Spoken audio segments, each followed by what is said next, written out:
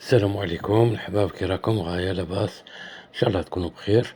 الخطاب تاع المرشح عبد المجيد تبون، راكم على بالكم باللي دار ضجة في الإعلام، العالم قاع تكلم عليه وإحنا بصح اللي يخصنا إحنا كتريا الصهاينة. مام قناة هاذيك E24 نيوز تكلمت عليه وحرفوا شوية تاني من الاقتصاد الجزائري والجزائريين كي عايشين وديك.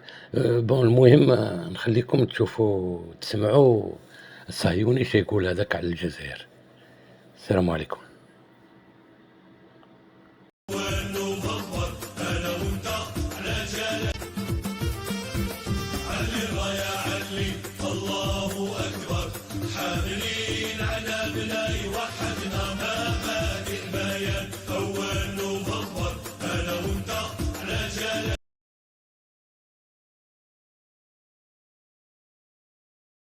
Je veux bien que vous pensiez tout le mal que vous voulez penser du personnel politique israélien qui est particulièrement médiocre.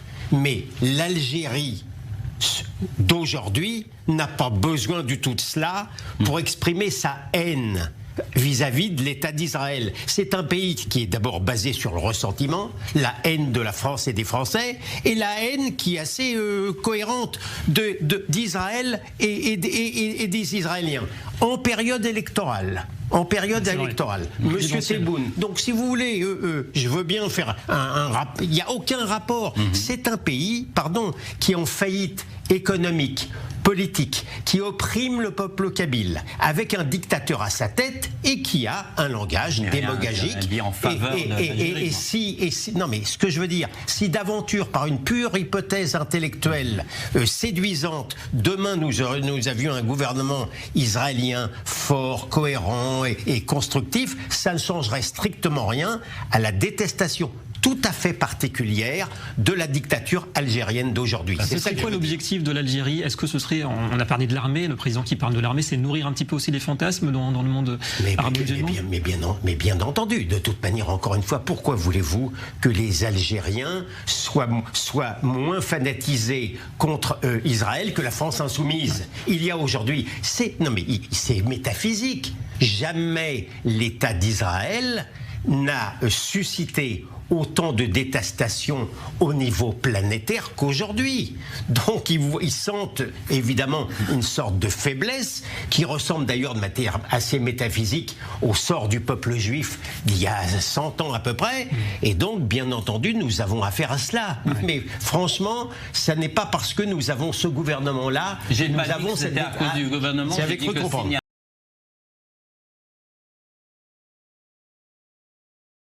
Le président algérien Abdelmadjid Tebboune, il a affirmé que l'armée de son pays était disposée à aider à la reconstruction de la bande de Gaza.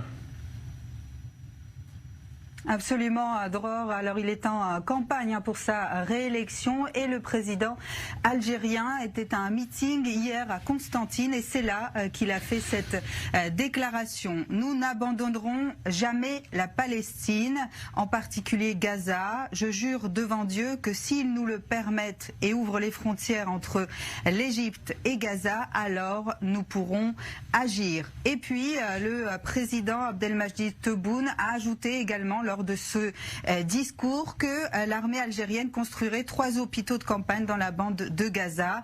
Il a dit « J'ai fait une promesse et l'armée sera prête dès que les frontières seront ouvertes et que nos camions seront autorisés à entrer. D'ici 20 jours, nous construirons 3 hôpitaux, enverrons des centaines de médecins et aiderons à reconstruire ce que les sionistes ont détruit. » Fin de citation.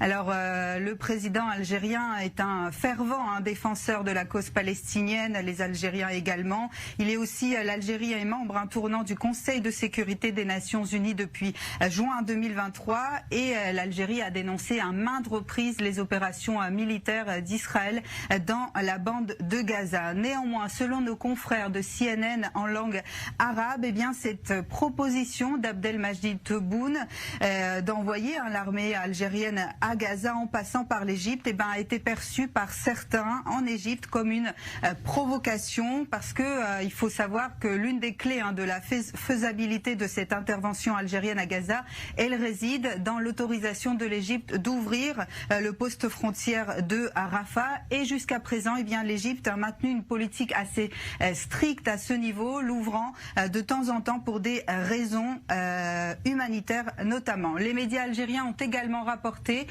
que le président algérien s'était engagé hier à commencer à approvisionner le Liban en pétrole après que la grande centrale électrique qui était en activité a été contrainte de fermer et que les Libanais se sont retrouvés sans électricité.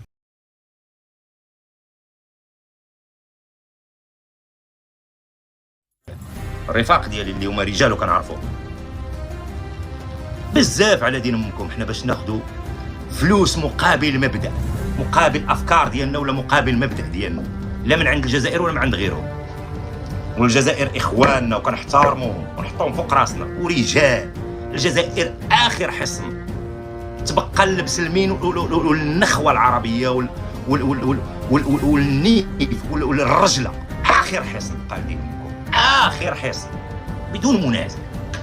بقى الجزائر بقات غزه، ما اللي بقى؟ ما البقيه راه كلشي مبيوع ومشري. الجزائر لا تفرض عليها اي اراده ديال اي واحد كيما بغي، والو عرفتي ديك الراس ها والو، والله ما حق ما كاينش حتى الموت. يلا وهادو هما الرجال انا نموت معاهم. كيقول لهم هادو لا يشرفونا انهم يكونوا من المغرب وهما مع الاسف مغاربه، ولا يشرف. وانا اللي ما يشرفنيش نكون تابع لدين امك، انا اللي ما يشرفنيش نتبع لواحد شماته بحالك. انت بحالك بحال اللي حاكمك، انت باينه فيك انت بحالك بحال اللي حاكمك، كتلوز تما بحال القطيط، بحالك بحال اللي حاكمك نتايا.